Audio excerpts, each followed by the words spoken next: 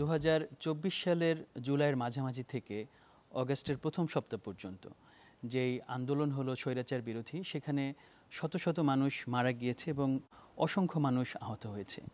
এখনও আমরা যখন এই অনুষ্ঠানটি করছি, দর্শক আপনাদের সাথে কথা বলছি, তখনও অনেক মানুষ আহত অবস্থায় হাসপাতালে চিকিৎসাধীন।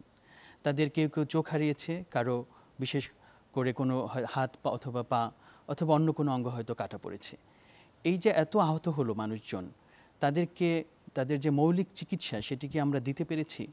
অভিযোগ উঠেছে আন্দোলনকারীদের অনেকেই তাদের গুরুত্বপূর্ণ যে সময় তখন তাদের প্রয়োজনীয় চিকিৎসা সেবা পাননি। কেন একটি রাষ্ট্র তার নাগরিকদের চিকিৎসা সেবা দিতে পারল না? এটি কি মানবাধিকারের লঙ্ঘন নয়? এই প্রসঙ্গগুলো আজকে আমরা আলাপ করব সুরক্ষায় প্রতিদিনের এই বিশেষ আয়োজনে। আমরা আমন্ত্রণ জানিয়েছি এমন অতিথিদের যারা এই আন্দোলনে যুক্ত ছিলেন এবং নানান প্রতিকূলতা উপেক্ষা করে আমাদের আন্দোলনকারীদের চিকিৎসা সেবা দিয়েছেন। তাদের অভিজ্ঞতা শুনবো এবং একই সাথে আমরা একজন অতিথির কাছ থেকে শুনবো এই যে অপরাধ সংগঠিত হয়েছে চিকিৎসা না দেওয়ার, তার আন্তর্জাতিক আইনে তার বিচার কী হতে পারে এবং ভবিষ্যতে আমরা কিভাবে এ ধরনের প্রবণতাকে প্রতিরোধ করতে পারি। আমাদের আজকের আলোচ্য বিষয় আন্দোলন, চিকিৎসা সেবা এবং মানবাধিকার। আমাদের সাথে এই বিষয়ে কথা বলার জন্য স্টুডিওতে যুক্ত হয়েছেন ডাক্তার সারা আহমেদ, ডাক্তার অর্থি জোকরেফ। দুজনকে স্বাগত জানাচ্ছি আমাদের অনুষ্ঠানে। ধন্যবাদ মুস্তাক ভাই, এবং ধন্যবাদ জানাচ্ছি চ্যানেল 24-কে। ধন্যবাদ। এছাড়া অনলাইনে আমাদের সাথে যুক্ত হয়েছেন ডক্টর জিয়াউদ্দিন হায়দার। তিনি সিনিয়র হেলথ স্পেশালিস্ট বিশ্ব ব্যাংক এবং তিনি সংযুক্ত professor, University of Philippines. Doctor Ziauddin Haider, আপনাকে স্বাগত আমাদের অনুষ্ঠানে। অনেক ধন্যবাদ মুশতাক, এবং বাংলাদেশের সকল দর্শকদেরকে আমার সালাম। ডাক্তার জিয়াউদ্দিন হায়দার, আমরা আপনার কাছে ফিরব, কিন্তু আমাদের ডাক্তার যারা আজকে উপস্থিত আছেন তাদের কাছ থেকে প্রথমে কি ঘটেছিল সেই তথ্যগুলো আমরা জেনে নেই। আপনি শুনুন এবং তারপর আপনি আপনার যে মন্তব্য সেটি করবেন। আমি প্রথমে ডাক্তার সারা আহমেদ আপনার কাছে আসি। এই যে অভিজ্ঞতার কথা শুনছি নানান জায়গায়, প্রয়োজনীয় মুহূর্তে কারো চোখে হয়তো গুলির আঘাত লেগেছে অথবা রাবার বুলেটের আঘাত লেগেছে, তাৎক্ষণিক চিকিৎসা দিতে পারলে তিনি হয়তো ভালো হতেন, এখন হয়তো তার চোখটি নষ্ট হয়ে গেছে। আমরা নানান রকমের গল্প শুনছি চিকিৎসা বঞ্চনার। আপনাদের অভিজ্ঞতায় কি পেয়েছেন? কোথায় কোথায় এই চিকিৎসা সেবার বঞ্চনাটা ঘটেছে? আমার অভিজ্ঞতা হচ্ছে, আমি একটি বেসরকারি বিশ্ববিদ্যালয়ের সাথে যুক্ত আছি, সেখানে আমি পড়াশোনার সাথে যুক্ত আছি। তো সেখানকার যে আন্দোলনকারীরা ছিলেন, আমি খবর পাচ্ছিলাম যে তারা আহত হয়ে যাচ্ছেন এবং সেখানকার হাসপাতালগুলো তাদেরকে চিকিৎসা দিতে অস্বীকার করছেন। কেউ কেউ ঢুকতেই দিচ্ছেন না, কোনো কোনো হাসপাতালের দরজা বন্ধ রাখা হচ্ছে, কেউ কেউ তাদেরকে ঢুকতে দিচ্ছেন না। এবং তখন যেটা করা হচ্ছিল যে কিছু কিছু বিশ্ববিদ্যালয়ের তরফ থেকে একরকম গোপনে তাদের চিকিৎসা দেওয়ার ব্যবস্থা করা হচ্ছিল। এবং তারপর দেখা গেল আবার কিছু হাসপাতাল তাদের চিকিৎসা দিচ্ছেন, কিন্তু তারা বলছেন যে এটা যেন খুব বেশি মানুষ জানতে না পারেন, বা ক্ষমতাসীন পক্ষরা যেন কোনোভাবে এটা জানতে না পারেন, অর্থাৎ গোপনে তারা চাচ্ছেন আন্দোলনকারীদেরকে চিকিৎসাটা দিয়ে যেতে। এটা খুবই একটা কমন সিনারিও ছিল এই আন্দোলনের সময়টাতে। এবং তারও আগে আমি বলবো যে ঢাকা মেডিকেলের এমার্জেন্সির ভেতরে ঢুকে কিন্তু আহতদেরকে পেটানো হয়েছিল। এবং ডাক্তার হিসেবে ব্যক্তিগতভাবে আমি তখন এই আন্দোলনের সাথে মানসিকভাবে একাত্ম অনুভব করেছিলাম যে আমি আমার রোগীকে চিকিৎসা দিচ্ছি, এই সময় যদি আমাকে এটা আমার দায়িত্ব, এখান থেকে যদি আমাকে ব্যাহত করা হয়, আমাকে যদি বাধা দেয়া হয়, তাহলে এর চেয়ে বড় অন্যায় আমার কাছে আর কিছু নাই। এটা আমি কখনোই মেনে নিতে পারি না। এবং আমার মানসিকভাবে আমি প্রথম ওই ঘটনাটার মাধ্যমে এখানে যুক্ত হই। এবং তারপর আমি আসলে একজন নাগরিক হিসাবে আমার যে কয়টা পরিচয় আছে, মা, স্ত্রী, সন্তান, সব জায়গায় আমি খুবই বিপন্ন বোধ করেছি ঘটনা প্রবাহ যেভাবে গিয়েছে। আর চিকিৎসা সংক্রান্ত ব্যাপারে আরেকটা জিনিস বলতে চাচ্ছি যে এরকম আমি কালকেও একটা ঘটনা শুনছিলাম যে গুলি লাগার পর 3-4টা হাসপাতাল ফিরিয়ে দিয়েছে, তাকে চিকিৎসা দিতে অস্বীকার করেছেন। তারপর একটা খুব ছোট ক্লিনিকে তাকে নেওয়া হয়েছে, চিকিৎসা দেওয়া হয়েছে, এবং যেই শল্য চিকিৎসক তার চিকিৎসা করেছেন তিনি কোনো অর্থ রাখেননি, কিন্তু তারা সচ্ছল পরিবার ছিলেন। তারা বারবার বলেছেন যে আমরা তো দিতেই পারি, শুধু জিনিস কেনার খরচটা বাদে। তো তখন উনি বলেছেন যে এটা আসলে আমি নিতে পারবো না, প্লিজ আমাকে এটা বলবেন না।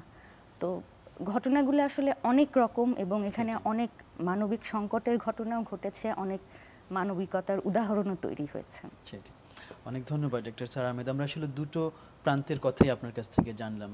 কয়েকটা হসপিটাল তাকে নেয়নি, কিন্তু কেউ কিন্তু আবার তার পক্ষে দাঁড়িয়েছেন, যদিও তাকে হয়তো ওই যেটা আপনি বললেন একটু গোপনে চিকিৎসা দিতে হয়েছে অথবা বেশি মানুষ না জানুক এটুকু করতে হয়েছে। ডক্টর আরতি জোকরিফ, আপনি খুব অনবদ্য কাজ করেছেন ওই সময়টায়। গ্যারেজে একটা মেকশিফট হসপিটালের মতো করে আপনি চিকিৎসার ব্যবস্থা করেছেন। আমরা ওই অভিজ্ঞতা একটু শুনতে চাই যে কিভাবে আপনি চিকিৎসার এই যে সেবাটা এর সাথে যুক্ত হলেন আন্দোলনকারীদের পক্ষে, এবং ওই সময় আপনার মানসিক অবস্থাটা কি ছিল, কি আপনাকে অনুপ্রাণিত করলো? জি, আপনাকে ধন্যবাদ। আমি যে গল্পটি বলছি সেটি হলো 18 জুলাই বৃহস্পতিবার। ঠিক তার দুদিন আগে আমরা সকলেই দেখেছি যে পুলিশের গুলিতে মৃত্যু হলো আবু সাইদ, যেটি আমাদের সবাইকে কাঁদিয়েছে। তার দুদিন পরে বেসরকারি বিশ্ববিদ্যালয়ের সমস্ত শিক্ষার্থীরা রাস্তায় নেমে এলো আন্দোলনের উদ্দেশ্যে। তো পুলিশ এবং তাদের ধাওয়া পাল্টা ধাওয়া, তাদের উপর অবাধ নির্যাতন করা হচ্ছিল এবং তাদের উপর গুলিও চলছিল। তো ঠিক ওই দিন প্রায় দুপুর 2টো বাজে আমাদের বাসার সামনের রাস্তাটাতে আন্দোলনরত শিক্ষার্থীদের বিক্ষোভ শুরু হলো। তার ঠিক 10 থেকে 15 মিনিটের মাথায় আমি লক্ষ্য করলাম যে আমার কানে এলো পুলিশের গুলির শব্দ, একটার পর একটা গুলি। আমরা তো আসলে গুলির সাথে অভ্যস্ত নই, কিছুটা আতঙ্কিত হয়ে বারান্দায় গিয়ে দাঁড়াতে দেখি পুলিশের ছোড়া টিয়ার শেলের ধোঁয়ায় চারপাশটা একদম ছেয়ে গেছে। তো বারান্দায় যখন আমি দাঁড়িয়েছিলাম, ওই টিয়ার শেলের ঝাঁঝালো যে ধোঁয়াটা আমার চোখে মুখে লেগে কন্টিনিউয়াস পানি পড়ছিল। আমি আমার রুমের ভিতর চলে গিয়েছি, কিন্তু কিছুটা উদ্বিগ্নতা কাজ করছিল এবং সময়ের সাথে সাথে গুলির শব্দ, টিয়ার শেল এবং আন্দোলনরত শিক্ষার্থীদের যে বিক্ষোভ মিছিল, স্লোগান প্রতিনিয়ত বেড়ে চলছে। আমি আবারও কিছুক্ষণ পরে ব্যালকনিতে গিয়ে দাঁড়াতেই দেখি যে পুলিশের হামলার শিকার হয়ে কিছু ছাত্র আমার বাসার পাশে গলিতে তারা মানে কাতরাচ্ছে, এবং তাদের প্রত্যেকে কম বেশি নির্যাতিত, তাদের গায়ের গুলির চিহ্ন, তাদের কোনো একটি জায়গা থেকে রক্ত বেরিয়ে আসছে, মাথা ফেটে গিয়েছে। তখন আমার মনে হলো আমি তো একজন চিকিৎসক হিসেবে এতটুকু তো আমার দায়িত্ব, তাদের যে অধিকার, ন্যায্য অধিকার, তার ন্যায্য দাবি করছে। তো আমি তো ঘরে থাকতে পারি না। আমি নিচে নেমে গেলাম এবং নিচে নেমে অদ্ভুতভাবে খেয়াল করলাম যে আমাদের বিল্ডিংয়ের আরও অনেক সদস্যরা সেখানে দাঁড়িয়ে রয়েছে এবং বিল্ডিংয়ের একজন নারী চিকিৎসক যিনি আমার সহকর্মী তিনিও সেখানে দাঁড়ানো। তো আমরা দুজন মিলে সিদ্ধান্ত নিলাম যে যারা আহত শিক্ষার্থী তাদের আমরা সেবা করব, যতটুকু পারা যায় প্রাথমিক সেবাটুকু তো করতে পারবো। তো আমাদের তাৎক্ষণিক সিদ্ধান্তে পুরো গ্যারেজের দরজা খুলে দিলাম এবং যারা আন্দোলন করছিল তাদের মাঝে যারা আহত অবস্থায় প্রত্যেককে আমাদের গ্যারেজে আমরা শেল্টার দিলাম। কিন্তু চিকিৎসা করতে হলে তো ফার্স্ট এড সামগ্রী প্রয়োজন। তো আমাদের বিল্ডিংয়ের যারা ওই মুহূর্তে দাঁড়িয়ে ছিল পাশে, আমাদের অন্যান্য ফ্ল্যাট ওনার প্রত্যেকেই তাদের নিজ নিজ বাসা থেকে ওই ফার্স্ট এড সামগ্রীগুলো আমাদেরকে এনে দিল এবং তারা আমাদেরকে বললো তোমরা শুরু করো। এই যে একটা মেন্টাল সাপোর্ট, এটা ওই মুহূর্তে অনেক বড় কিছু ছিল। তো আমরা শুরু করলাম। আমাদের চিন্তারও বাইরে ছিল তাদের যে আহতর পরিমাণ। এক একজন ছাত্রের গায়ে পুরো বুক ভর্তি স্প্লিন্টার, আমরা যেটাকে ছোড়া গুলি বলি বা মেডিকেল টার্মে শর্টগান ইনজুরি, শরীরের ভিতরে একদম পিলেট ঢুকে গিয়েছে, কারো চোখের ভিতরে ঢুকে গিয়েছে, কারো কাঁচ দিয়ে হাত কেটে গিয়েছে, কারো পা কেটে গিয়েছে, কারো পুরো পিঠ ভর্তি রাবার বুলেটের ক্ষতবিক্ষত অবস্থা, এবং অনেকের ওই যে ইট ছুটতে গিয়ে অনেকের মাথা ফেটে গিয়েছে, ক্রমাগত রক্ত বেরিয়ে আসছে। এবং আমাদের কাছে তো ফার্স্ট এড সামগ্রী কিছু ছিল, কারণ সবার বাড়িতে তো এত বেশি থাকে না। কিছুক্ষণ ট্রিটমেন্ট দেওয়ার পরে আমরা চিন্তা করলাম যে আমাদের কাছে যেহেতু একটার পর একটা আহত অবস্থায় স্টুডেন্ট আসছে, তো আমরা পাশে একটা ফার্মাসি ছিল, আমাদের বিল্ডিং অ্যাসোসিয়েশন থেকে সিদ্ধান্ত নেওয়া হলো যে ফার্মাসি খুলে আমাদের যা যা প্রয়োজন, যেমন গজ, প্রভিসেভ, হেক্সোসোল, কটন বার, রোল ব্যান্ডেজ এবং পেইন কিলার, বেশিরভাগই তো রক্ত বেরিয়ে আসছিল গুলি খেয়ে, তারা তো অনেক কষ্ট পাচ্ছিল, পেইন কিলার দেওয়াটা ওই মুহূর্তে খুব জরুরি ছিল, এবং ওরসালাইন। আমরা এগুলো নিয়ে এলাম এবং একটার পর একটা স্টুডেন্ট আসা শুরু হলো এবং তারা জেনে গিয়েছে যে এই জায়গাটা আসলে তাদের জন্য সেফ, এবং তারা যে হাসপাতালে যাবে আহত অবস্থায়, হাসপাতালে যাওয়ার মুখে পুলিশের অবস্থান, তারা ওই জোনটাকে সেফ মনে করছিল না। হাসপাতালে যেতে গিয়ে তারা আবার নতুনভাবে না আক্রান্তের শিকার হয়, আবার না গুলিবিদ্ধ হয়। এই ভয়ের জায়গা থেকে একটার পর একটা ছাত্র স্টুডেন্ট আহত অবস্থায় আমাদের গ্যারেজে আসা শুরু হলো। এবং কি যে বিভৎসতা, আসলে এত রুগী আমরা সেদিন পেয়েছি, মানে দুপুর থেকে শুরু হলো রুগী দেখা, রাত 10:30 পর্যন্ত দেখলাম, এবং তার পরের দিন শুক্রবারে প্রথম কারফিউ ঘোষণা করা হলো বাংলাদেশে, এবং সকাল থেকে একদম স্তব্ধ চারদিক। ঠিক দুপুর 3টার সময় আমরা লক্ষ্য করলাম যে আবার শুরু হলো আন্দোলনরত শিক্ষার্থীদের বিক্ষোভ, এবং আমাদের পুরো এলাকাতে হেলিকপ্টারের টহল বেড়ে গেল, আবারও পুলিশের গোলাগুলির শব্দ। তো আমরা আবার আতঙ্কিত হয়ে নিচে নামলাম যে হেলিকপ্টারে এত কেন টহল বাড়ছে, এটা তো আমাদের জন্য আতঙ্কের কারণ। নিচে গিয়ে দাঁড়াতেই দেখি প্রত্যেকটা বিল্ডিংয়ের সমস্ত সদস্যরা ওই মুহূর্তে নিচে দাঁড়িয়ে, শুধু আমাদের বিল্ডিং না প্রত্যেকটা বিল্ডিং, কিন্তু তাদের গ্যারেজগুলো কিন্তু বন্ধ ছিল। মানে আন্দোলনরত শিক্ষার্থীদের তারা কোনোভাবেই তাদের গ্যারেজে আশ্রয় দেবে না। কিন্তু যেহেতু আগের দিন আমরা এতগুলো ট্রিটমেন্ট দিয়েছি, তো তারা অনেক শিক্ষার্থীরা কিন্তু জানে যে এই গ্যারেজটা তাদের জন্য একটা শেল্টার, তারা এখানে চাইলে খুব সুন্দরভাবে ট্রিটমেন্ট পাবে, অন্তত যতটুকু প্রাইমারিভাবে ট্রিটমেন্ট দেওয়া যায় আমরা সেটাই করছিলাম। তো সেদিন আমরা লক্ষ্য করেছি যে শুধুমাত্র শিক্ষার্থীরাই না, আহত অবস্থায় যারা আসছে তারা পথচারী, বিভিন্ন শ্রেণী পেশার। সেদিন বাবারাও নেমেছিল, মারাও নেমেছিল। তো একজন বাবাকে পেয়েছিলাম, তিনি আহত অবস্থায় পুরো বুক ভর্তি তার স্প্রিংটা ঢুকে গিয়েছে, শর্টগান ইনজুরি। তো আমি ওই বাবাকে জিজ্ঞেস করলাম যে এই আন্দোলন তো বাবা আপনার না, এটা তো শিক্ষার্থীদের আন্দোলন, আপনি কেন এই আন্দোলনে?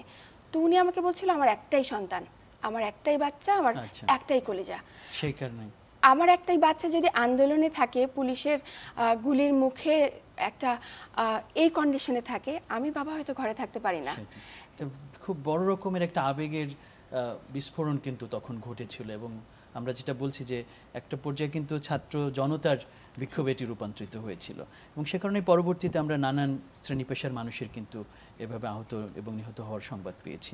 আমরা শুনেছি কিছু হসপিটাল তার দরজা বন্ধ রেখেছে, এবং কিছু কিছু জায়গায় হসপিটালের ভেতরে ঢুকে আহতদের উপর নির্যাতন করা হয়েছে। আবার কখনো কখনো ব্যক্তিগত উদ্যোগে কিন্তু চিকিৎসাও পেয়ে দিয়েছেন আমাদের তরুণ ডাক্তার অথবা অন্য যারা চিকিৎসা সেবার সাথে যুক্ত ছিলেন তারা। আমরা এর একটি আন্তর্জাতিক এবং মাত্রায় এর যে লিগ্যাল এবং এথিক্যাল দিক, যেটা আইনগত এবং নৈতিক ভিত্তিটা আমরা একটু জানতে চাই। আহত অবস্থায় একজন মানুষের চিকিৎসা সেবা পাওয়ার অধিকার আন্তর্জাতিক আইনে কিভাবে স্বীকৃত, এবং বাংলাদেশের ক্ষেত্রে সেটি লঙ্ঘিত হয়েছে কিনা, এটি সম্বন্ধে একটু মন্তব্য করবেন ডক্টর জিয়াউদ্দিন হায়দার। অনেক ধন্যবাদ মুশতাক। আমি খুব মন দিয়েই ডক্টর সারা এবং ডক্টর অর্থীর কথাগুলো শুনছিলাম, এবং ওনারা কথা বলতে বলতে কিন্তু কিছুটা ইমোশনাল হয়ে যাচ্ছিলেন স্বাভাবিক কারণে। আমি আবার আরো অনেক ডাক্তার বন্ধুর সাথে আমার কথা হয়েছে, এবং আমি একই ইমোশন আমি তাদের কথায় পেয়েছি। তো এতে একটা ব্যাপার প্রমাণ করে, ব্যক্তিগতভাবে আমাদের যারা ডাক্তার বা নার্স বা অন্যান্য অ্যালাইড হেলথ প্রফেশনাল যারা আছেন, ব্যক্তিগতভাবে ওনাদের তরফ থেকে কোনো কার্পণ্য কখনোই ছিল না। ওনারা ওনাদের বাউন্ডারির মধ্যে থেকে বা বাউন্ডারির বাইরে যে ওনারা যথাসম্ভব চেষ্টা করেছেন আহতদের চিকিৎসা দিতে, এমার্জেন্সি মেডিকেল কেয়ারটা দিতে। কিন্তু ওনাদের সামনে সবচেয়ে প্রধান যে বাধাটা ছিল, সেটা ছিল প্রধানত তাদের প্রতিষ্ঠান, তারা প্রাতিষ্ঠানিক সাপোর্ট পায়নি। আর ওভারআর্চিং যে বাধা, সেটা হলো সিস্টেম। আমাদের দেশে যে হেলথ সিস্টেম, সেই সিস্টেমটা তাদের এই যে ঐকান্তিক প্রচেষ্টা, এটাকে সাপ্রেস করছে, সাপোর্ট দেয়ই নাই, বরঞ্চ এটাকে সাপ্রেস করছে, এদেরকে ভয় দেখিয়েছে।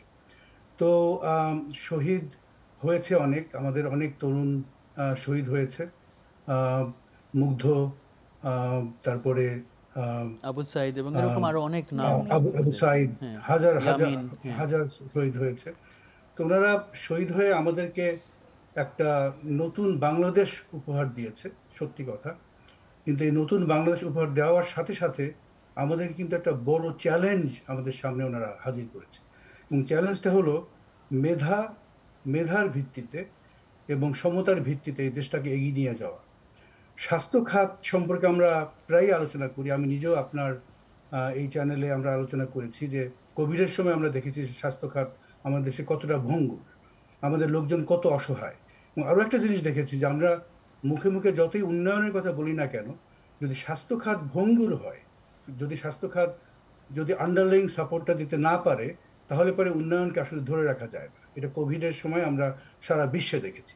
আমাদের প্রত্যাশা ছিল যে আমাদের সরকার বা গ্লোবালি অন্যান্য সরকার স্বাস্থ্য খাতে ওনাদের এক্সপেন্ডিচার বাড়াবে, স্বাস্থ্য খাতের উপরে গুরুত্ব দেবে।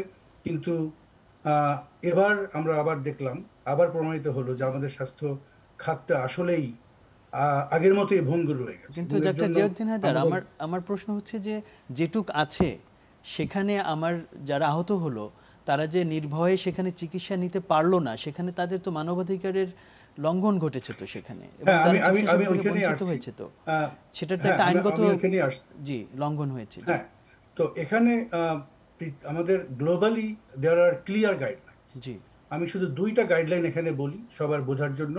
একটা হলো WHO emergency medical care principal, এইটা একটা গাইডলাইন আছে। আরেকটা হলো international committee of red cross guideline. তো এই দুইটা গাইডলাইন, WHO গাইডলাইনটা যেটা এমফাসাইজ করেছে সেটা হলো আপনার যারা আহত হবেন যে কোনো একটা সিচুয়েশনে, হ্যাঁ, regardless of their political affiliation এবং রিগার্ডলেস অফ কেন তারা আহত হলো, তারা যদি ক্রিমিনালও হয় তবুও তাদেরকে স্বাস্থ্যসেবা দিতে হবে। বিভিন্ন হসপিটাল যেখানেই তারা যাক না কেন তাদের এমার্জেন্সি স্বাস্থ্যসেবা দিতে হবে। আর রেড ক্রস গাইডলাইন যেটা এমফাসাইজ করেছে সেটা হলো একজন ওউন্ডেড ব্যক্তি, তাকে সময় মতো সঠিক চিকিৎসা তাকে দিতে হবে। এখন এগুলো যদি না দেয় তাহলে পরে আন্তর্জাতিকভাবেই বলা আছে এবং আমাদের জাতীয়ভাবে যে আইনগুলো আছে সেখানেও মনে হয় থাকা উচিত, এই রোগীদের আইনের সেবা পাওয়ার সব অধিকার আছে। কারণ এটা হলো সিভিয়ার হিউম্যান রাইটস ভায়োলেশন। যিনি সেবা দিলেন না, যে প্রতিষ্ঠান সেবা দিল না, তারা সিভিয়ার হিউম্যান রাইটস ভায়োলেশনের আওতায় পড়ে। আর যারা বাধা দিল তারাও একইভাবে সিভিয়ার হিউম্যান রাইটস ভায়োলেশনের আওতায় পড়ে। কিন্তু এখন কি করতে হবে, এই যে আইনের আশ্রয় নিতে হলে কি করতে হবে? প্রথমত যেটা করতে হবে, আইনের আশ্রয় নিলে প্রত্যেকটা কেস এটাকে ডকুমেন্টেড করতে হবে। হ্যাঁ, কে আহত হলো, কোথায় সে স্বাস্থ্যসেবার জন্য গিয়েছিল, কখন কবে গিয়েছিল, কটার সময় গিয়েছিল, এবং যদি সম্ভব হয় ওখানে কে কে কে ইনভলভ ছিল তার স্বাস্থ্যসেবা ডিনাই করার পিছনে। এটাকে সঠিকভাবে লিপিবদ্ধ করতে হবে। যদি ডিনাই নাও করে, যে দেরিতে স্বাস্থ্যসেবা দেয় এবং তার জন্য যদি এই রোগীর কোনো সিরিয়াস ক্ষতি হয় সেটাকেও ডকুমেন্ট করতে হবে। এই ডকুমেন্ট নিয়ে প্রথমে যেটা করতে হবে যে বাংলাদেশে যে বিদেশি দূতাবাসগুলো আছে, এটা হলো ইন্টারন্যাশনাল গাইডলাইন বলে, যে দূতাবাসগুলো আছে এই দূতাবাসগুলোতে আপনার এই কমপ্লেইনগুলো কপি পাঠাতে হবে। তারপরে এই একই কমপ্লেইন নিয়ে বাংলাদেশের ভিতরে যত হিউম্যান রাইটস অর্গানাইজেশন আছে, যেমন হিউম্যান রাইটস ওয়াচ আছে, অ্যামনেস্টি ইন্টারন্যাশনাল আছে, তাদের কাছে এই কপি দিতে হবে। তো আমাদের বাংলাদেশে দুইটা বডি আছে, একটা হলো ন্যাশনাল হিউম্যান রাইটস কমিশন, যে 2009-এ প্রতিষ্ঠিত হয়েছিল, এদেরকে অবহিত করতে হবে। আর একটা ট্রাইব্যুনাল আছে, বাংলাদেশ হিউম্যান রাইটস ট্রাইব্যুনাল, এই ট্রাইব্যুনালে আপনার কেস করতে হবে।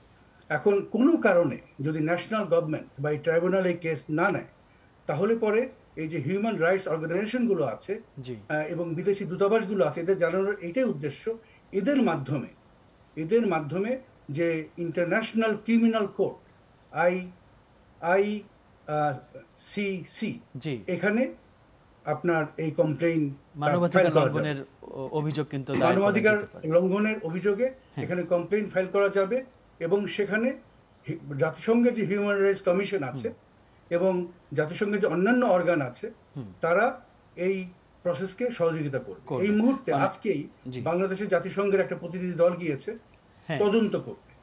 তো এখন যদি আমাদের দেশে যারা আছেন তারা যদি যতগুলো কেস আছে ইন্ডিভিজুয়াল এগুলোকে যদি ডকুমেন্ট করে ওনাদের কাছে এগুলো পেশ করে, তাহলে আমার মনে হয় এই যে বিচার প্রক্রিয়া এটা শুরু হতে পারে সেক্ষেত্রে। জি, অনেক ধন্যবাদ। এবং এটাকে ওনারা ত্বরান্বিত করতে পারে। জি, অনেক ধন্যবাদ ডক্টর জিয়াউদ্দিন হায়দার, খুবই চমৎকারভাবে পুরো পথটি আপনি আমাদেরকে দেখিয়ে দিলেন। ধন্যবাদ। আমরা ডক্টর সারা আহমেদ এই জায়গায় একটু আসি, যে যখন প্রক্রিয়াটা শুরু করতে হবে, আমরা যদি এই যে আইনগত কোনো একটা ব্যবস্থা নিতে চাই, মানবাধিকার লঙ্ঘন হয়েছে, সেখানে আলামতের প্রসঙ্গ এসছে, রেকর্ড কিপিংয়ের প্রসঙ্গ এসছে, আপনার বিবেচনায় কি মনে হয় আমাদের কি ওই তথ্যগুলো আছে, আলামত কি আসলে পাওয়া যাবে ঠিকঠাক মতো? এই জায়গাটায় কিন্তু আমরা খুব অগোছালো অবস্থায় আছি এবং আমি ব্যক্তিগতভাবে বেশ কিছু ঘটনা শুনেছি যে ডকুমেন্টেশনের কিছু ব্যাপার আছে। রোগী আসার পর তিনি কখন আসলেন, তার ক্ষতটা কি ধরনের, বা মৃত্যুর ক্ষেত্রে মৃত্যুর কারণটা কি। তো আমি একাধিক ক্ষেত্রে শুনেছি, এই ধরেন আমি যে 3টা ক্ষেত্র বললাম এগুলোতে ব্যাপারটা যথাযথ ছিল না। যেমন তিনি কোন সময় এসেছেন, তিনি হয়তো এসেছেন দুপুর 2টোর পরে, কিন্তু বলা হচ্ছে 12টায়। তিনি মারা গেছেন 2:15, সময়টা বলা হচ্ছে সকাল 11টায়। তো যখন আইনি প্রক্রিয়ায় যাওয়ার প্রশ্ন হবে তখন কিন্তু এই জিনিসগুলো খুব গুরুত্বপূর্ণ। এবং মৃত্যুর কারণ হিসাবে ধরেন একজন গুলি লেগে মারা গিয়েছেন, কিন্তু এই কারণটা স্পষ্টভাবে সেখানে বলা হয়নি এবং আরও কিছু আলামতের ব্যাপার আছে, যেমন যিনি গুলিবিদ্ধ হয়েছেন তার শার্টটা, পোশাকটা এই ধরনের, বা তার এক্সরেটা, সেই আলামতগুলো সরিয়ে ফেলা হয়েছে এমন কথা আমি শুনেছি। যে সেই আলামতগুলো অচেনা কিছু লোক যারা মানে বিশেষ রাজনৈতিক পরিচয়ে তারা এসে পেশি শক্তির প্রয়োগ করে এই আলামতগুলো সরিয়ে ফেলেছেন। এবং এই জিনিসগুলো আসলে কঠিন হবে, আইনি প্রক্রিয়াটাকে এটা জটিল করে দেবে, কঠিন করে দেবে। তাহলে এখানে আসলে বোধহয় একটু বিশেষভাবে ঐক্যবদ্ধভাবেই হয়তো আগাতে হবে। যেমন আপনারা যারা কাজ করছেন অথবা এর বাইরেও যেসব সংস্থা বাংলাদেশে কাজ করছে তারা এটাকে নিয়ে সিস্টেমেটিক্যালি অগ্রসর হয়। জি, ডক্টর জিয়া। আমি এখানে একটু বলতে চাই যে ইন্ডিভিজুয়াল যেসব কেস হয়, যেটা মার্ডার কেস, সেখানে আলামতগুলো যতটা গুরুত্বপূর্ণ, এই অবস্থায় হ্যাঁ এই ধরনের হিউম্যান রাইটস ভায়োলেশনে হ্যাঁ যদি আপনি প্রমাণ করতে পারেন যে প্রোভাইডার ইনস্টিটিউশন পেশেন্টকে ডিনাই করেছে অথবা প্রোভাইডার ইনস্টিটিউশন পেশেন্টকে টাইমলি রাইট ট্রিটমেন্ট দিতে ব্যর্থ হয়েছে, that already false under severe human rights violation. আমাদের ইন ডিটেইল আলামত এখানে কিন্তু দরকার নেই। আমাদের এইটুকু ডকুমেন্টেশন থাকলেই চলবে, আমরা প্রমাণ করতে পারলেই চলবে যে either patient was denied or the treatment was delayed. আচ্ছা, আমরা ফিরছি ডাক্তার অর্থী জোকরিফ। আপনার চমৎকার গল্পটি শুনছিলাম, উদ্দীপনামূলক, এবং যেভাবে ওই বিপজ্জনক মুহূর্তে আমাদের সাধারণ মানুষ এবং শিক্ষার্থীদের আপনারা সেবা দিয়েছেন। এই যে সেবাটা দিতে গেলেন, একটি গ্যারেজ তৈরি করেছে, গ্যারেজের ভেতরে আপনারা রোগীদের সেবা দিচ্ছেন, চারপাশে কিন্তু লোকজন দেখছে এবং সেটা আইনশৃঙ্খলা বাহিনীর অগোচরেও থাকার কথা না। এরকম একটি মুহূর্তে আপনারা বলতে হবে যে সরকারের বিরুদ্ধে অবস্থান নিয়ে কিন্তু চিকিৎসাটা দিচ্ছেন। তখন কোনো থ্রেট আপনারা অনুভব করেছেন কিনা, শারীরিক, মানসিক অথবা অন্য কোনো সামাজিকভাবে আপনারা মনে করেছেন কিনা এর কারণে ভবিষ্যতে আপনার কোনো ক্ষতি হতে পারে? ওই মুহূর্তে যখন চিকিৎসা দিচ্ছিলাম একদমই মনে হচ্ছিল না যে আমার কোনো থ্রেড আসবে কিনা বা আমার কি হবে, আমার দেয়াটা ঠিক হচ্ছে কিনা। আমার জাস্ট মনে হচ্ছিল আমার ভাইয়েরা রক্তাক্ত শরীর নিয়ে আমার কাছে আসছে এবং এই মুহূর্তে আমার যেভাবেই পারি বা যতটুকু সম্ভব তাদেরকে যেন সুস্থ করা যায়, ড্রেসিংয়ের মাধ্যমে হোক, পেন কিলার দিয়ে হোক, যেভাবে সম্ভব। তো আমি আমার জায়গা থেকে, আমার অবস্থান থেকে সর্বোচ্চ চেষ্টা করেছি। কিন্তু ওই যে আপনি যেমনটি বলছিলেন যে অন্যান্য দলেরও তো অনেকেই স্টুডেন্ট তো সবাই, এবং যারা রক্তাক্ত শরীর নিয়ে আসছে তাদের মধ্যে তো কোনো রাজনৈতিক পরিচয় লেখা নেই। একজন ব্যক্তি শুধুমাত্র তখন আমার কাছে পেশেন্ট। তো আমি এই জায়গা থেকে জাতি, ধর্ম, বর্ণ, গোত্র সব কিছুর ঊর্ধ্বে গিয়ে তাদের শুধু সেবা করেছি। কিন্তু তাদের মাঝে অনেকেই জানতে পেরে গিয়েছে যে এখানে তাদের সেবা দেওয়া হচ্ছে। এবং আমরা যখন দ্বিতীয় দিন ট্রিটমেন্ট করছিলাম, ঠিক রাত 8:30 যখন বাজে, এই টাইমটাতে আমরা শুনতে পারলাম পুলিশের গুলি একটু দূর থেকে হচ্ছিল। তারপর পুলিশের গুলির শব্দ আস্তে আস্তে আমাদের গ্যারেজের দিকে আসছে।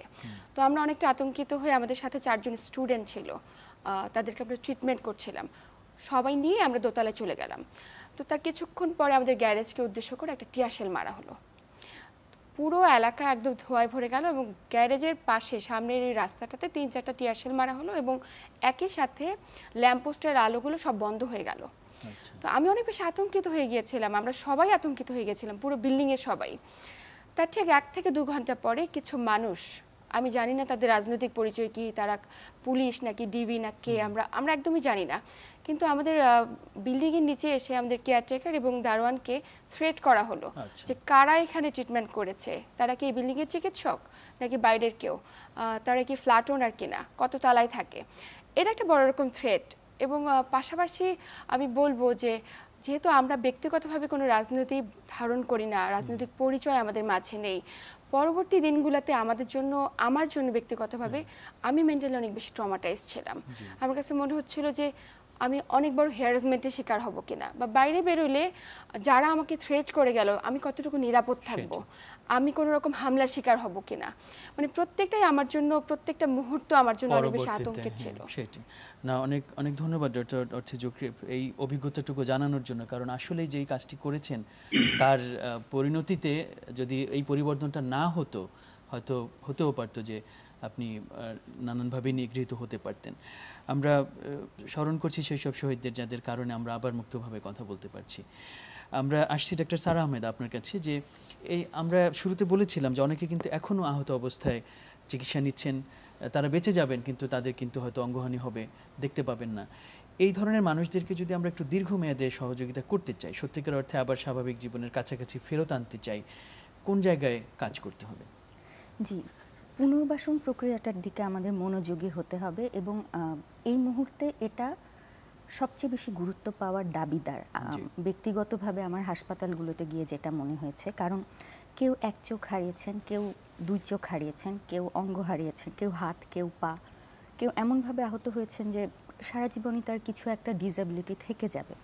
এবং আমি যদি 5জন মানুষের কথা বলি অসুস্থ যারা আহত হয়েছেন, 5জনকে যদি আমি একভাবে হিসেব করি যে আমি এককালীন কিছু টাকা দিয়ে দিলাম বা এই ধরনের একটা সহায়তা দিয়ে দিলাম, সেটা কিন্তু উপকারী হবে না। আমাদের দেশের বাস্তবতায় এবং অর্থনৈতিক প্রেক্ষাপটে বুঝতে হবে যে কার প্রয়োজনটা কোথায়, এবং সেটা এক একজনের জন্য এক এক রকম। কারোর জন্য হতে পারে যে তাকে তার পেশাটাকে বদলে দিয়ে তিনি যদি নতুন একটা পেশা নিতে পারেন, এবং এমনও হতে পারে যে অনেকে হয়তো আর কর্মক্ষম হতেই পারবেন না, সেক্ষেত্রে তার পরিবারের কাউকে স্বাবলম্বী করে তোলা। কারো হতে পারে যে তিনি এমন একটা পেশায় যেতে পারবেন যেটা হয়তো তার আগের মতো না, তো সেই ক্ষেত্রে তার যে নাবালক সন্তান আছে তাদের শিক্ষা ব্যয়টা বহন করা যেতে পারে। এবং সাধারণভাবে যেটা যে প্রত্যেকেরই চিকিৎসায় যে ব্যয়টা লাগবে পরবর্তীতে, সেটার ক্ষেত্রে একটা সহযোগিতা এটা সবার ক্ষেত্রে এক হতে পারে, কিন্তু বাকি প্রক্রিয়াটা আলাদা হবে। অনেক ধন্যবাদ ডক্টর সারা আহমেদ। আমরা ফিরছি ডক্টর জিয়াউদ্দিন হায়দার, আপনার কাছে শেষ প্রশ্ন, যে এই যে আমরা দেখছি যে চিকিৎসা সেবা বঞ্চিত হলো অনেক মানুষ, আহত মানুষ, যদি আমরা ভবিষ্যতে এই প্রবণতা বন্ধ করতে চাই বাংলাদেশে, আমাদের কোন কোন জায়গায় কাজ করতে হবে, সংক্ষেপে একটু উত্তর করবেন ডক্টর জি হায়দার। ধন্যবাদ। আমি ডক্টর অর্থী এবং ডক্টর সারার কথা শুনতে শুনতে আমি হঠাৎ করে মনে হলো যে হাউ ক্যান আই এক্সপ্লেইন আমাদের যে স্বাস্থ্য ব্যবস্থা, এটাকে আমি খুব অল্পভাবে কিভাবে এক্সপ্লেইন করতে পারি। তো আমার কাছে আমি তিনটা পেলাম। একটা হলো দলীয়করণ, আরেকটা হলো দুর্নীতি, আরেকটা হলো দুর্বৃত্তায়ন। এই তিনটা শব্দ আসলে আমাদের স্বাস্থ্য ব্যবস্থাকে একবারে বাস পাখির মতো ধরে রেখেছে। আজকে না, অনেক আগে থেকেই, এবং এই ধরাটা বেশি প্রবল হয়েছে 2009 সালের পর থেকে। তো এখান থেকে যদি আমরা মুক্ত হতে না পারি, আমি ব্যক্তিগতভাবে আমি সিস্টেম পার্সপেক্টিভে ভাবতে ভালোবাসি। আমি কোনো নেগলিজেন্স যদি কোথাও হয়, আমি একজন ডাক্তার, নার্স বা একজন প্যারামেডিক্স বা ইভেন একটা হসপিটালকে আমি দায়ী না করে আমি দায়ী করবো সিস্টেমকে। সিস্টেম যদি এফিশিয়েন্ট হয়, সিস্টেম যদি ভালো নেতৃত্ব পায়, সিস্টেম যদি সঠিকভাবে ফাইন্যান্সড হয়, ঠিকমতো অর্থায়ন হয়, তাহলে ব্যক্তির বা একটা প্রতিষ্ঠানের এর বাইরে যাওয়া কিন্তু অনেক কঠিন। তো এইটা বলে আমি যেটা বলতে চাই যে আমি জানি যে আমাদের দেশে লিগাল কাঠামো কিছুটা আছে। আমি শুনলাম যে হাইকোর্টের একটা রুলিং আছে একজন ব্যক্তিকে এমার্জেন্সি স্বাস্থ্যসেবা দেওয়ার ব্যাপারে, আর আমি তো গ্লোবালগুলো বললামই। কিন্তু আমাদেরকে দেখতে হবে যে এটাকে আমাদের টালি করতে হবে, আর we prepare to deliver the service. হ্যাঁ, আমাদের কি সাপ্লাই সাইড রেডিনেস আছে কিনা।